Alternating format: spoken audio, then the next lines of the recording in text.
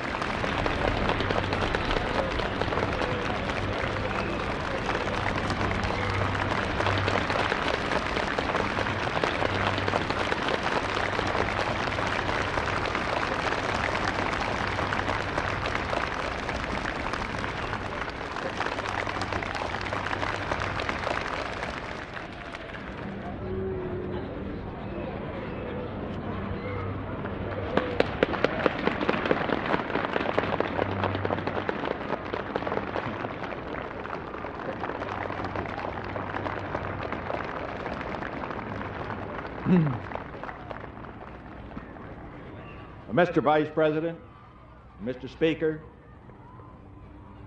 members of the Congress and members of the Cabinet, I want to express my very deep appreciation to all of you who have come here to send us off on this historic mission. And I particularly want to express appreciation to the bipartisan leadership of the House and Senate who are here. We, of course, are under no illusions that 20 years of hostility between the People's Republic of China and the United States of America are going to be swept away by 1 week of talks that we will have there. We must recognize that the government of the People's Republic of China and the government of the United States have had great differences. We will have differences in the future. But what we must do is to find a way to see that we can have differences without being enemies in war.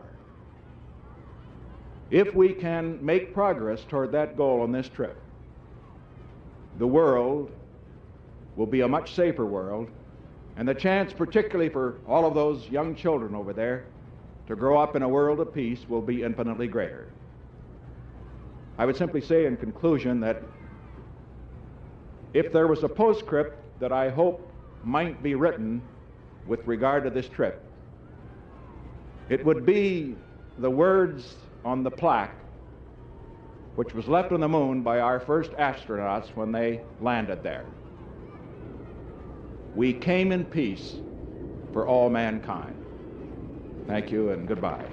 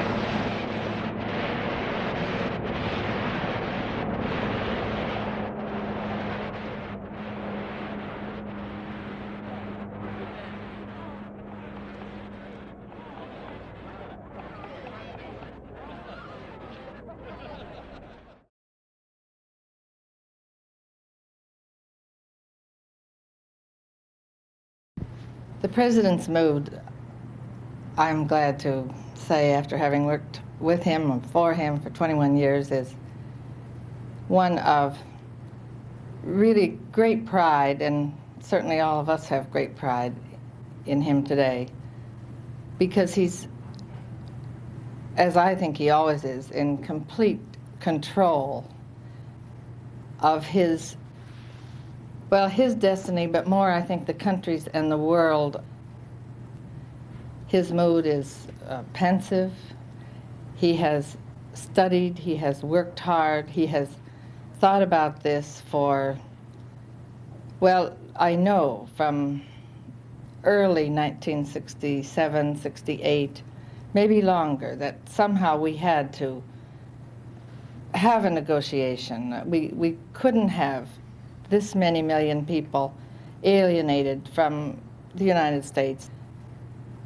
I can only hope and pray and join the rest of the world in hoping it will be successful. And I am excited, I am proud, lived through a lot of big moments with the Nixons, but I think this is truly one of the greatest.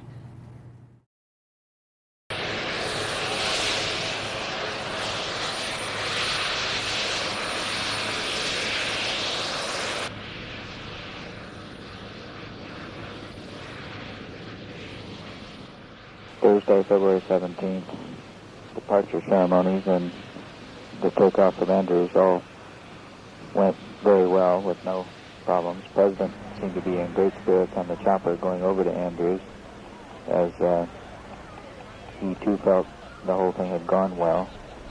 So things seemed to be off to an auspicious start. We saw a little bit of the TV coverage after we got on the plane, because they had the set on the table in the staff room. It was kind of an odd feeling, because they covered the actual takeoff of the Spirit of 76, and we were on the plane watching the TV covering the takeoff, which was sort of fascinating.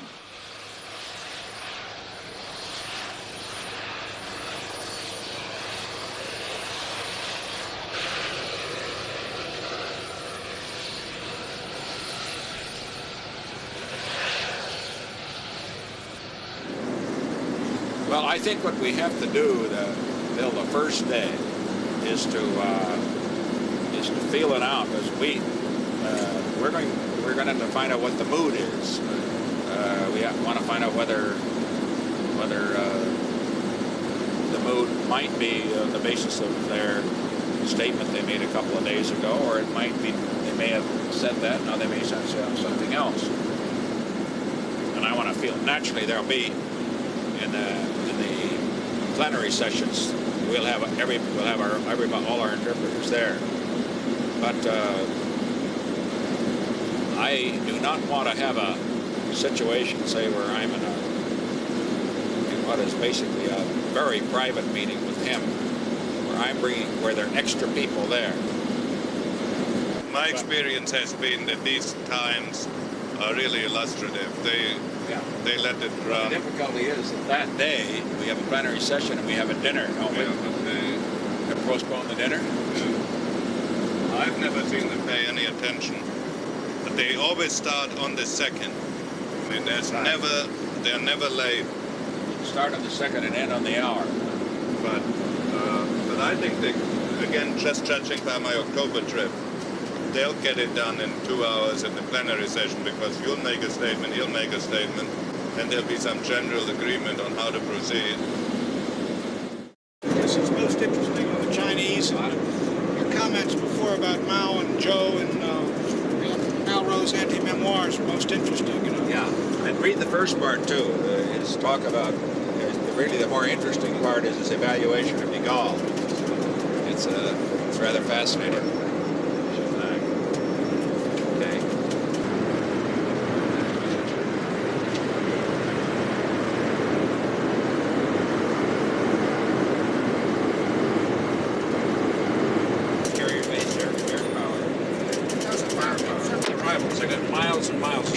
With all the troops marching up and down and everything else. Well, that's all repetitive and no good anymore, except to make one reel of the very best of it, and then a series of just shots, sort of a montage of the leaders as they stood on the platform. So you go gling, gling, gling, one after another. Then that'll be fascinating.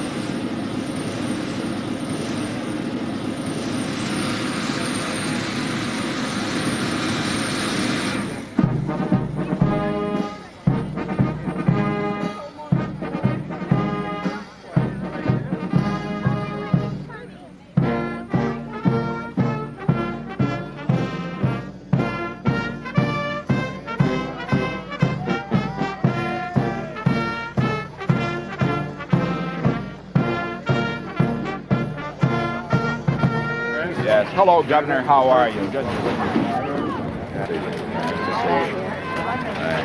here's the governor. Oh, thank you very much. That was on behalf of my wife.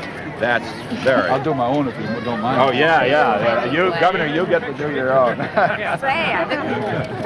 We've done this before. Now we're always have you here. glad to have a day in Hawaii before moving on across the world. You won't be able to. I'm going to work tomorrow, but I'm going to sit in the sun, work, get some of that tan you got. A little crowded. Yeah. How are you? Thank you for all the flowers through the years. You've been a good friend for 20 years. Hey, man.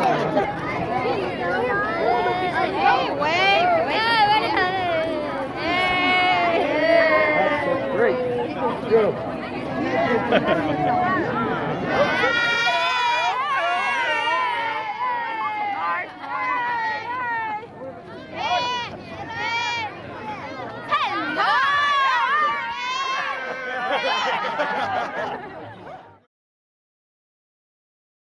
Roll, baby.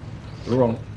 You know, I think we're going to have to walk a very fine line in this briefing today, because it's the first briefing with this group that's going to China with us, and because of the many sensitivities with the People's Republic of China, I think we want to give them a general feel of what the visit will be about, what the discussions will be about, but we can't in any way get into the agenda or get into the schedule because it's not set. Now, I think we want to talk a little bit about the leadership meeting yesterday and the point that the President made that all Americans have a stake in this visit, that it's the beginning of a process of communications with a country that we haven't really been in touch with for 21 years, and how we want that process to continue, and how the continuation of that process will be discussed in the meetings. And I think that's the only tone we want to lead this morning, don't you? Yeah, it's going to be a rough session, Ron, because they're just thirsting for news, and you know you have an all-star cast down there. So I don't envy you your job this morning. Well, when you put Buckley and Teddy White and Max Frankel and Phil Potter and John Chancellor and Walter Cronkite and all those people in one room, I guess they are going to be a little difficult today. But we'll deal with it. Saturday, February 19th.